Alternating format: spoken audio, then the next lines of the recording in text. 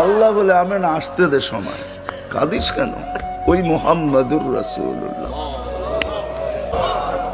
আল্লাহ চাঁদকে যার জন্য খেলনার জন্য পাঠাইছেন, কয়েকদিন গেছেন, হাঁটি হাঁটি পাপা শুরু হয়ে গেছে। আমেনা কোলে নিয়ে কাঁদতেছিলেন। সবাই জিজ্ঞাসা করছে, আমেনা কাঁদিস তো, কাঁদিস কেন?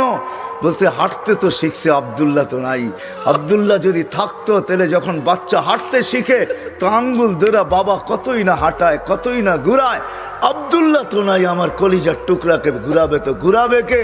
আমি বলি আল্লাহ মনে হয় কানে কানে আমেনাকে বলে দিছে, আমেনা আব্দুল্লাহ ঘুরাইলে আর কোথায় ঘুরাইতো?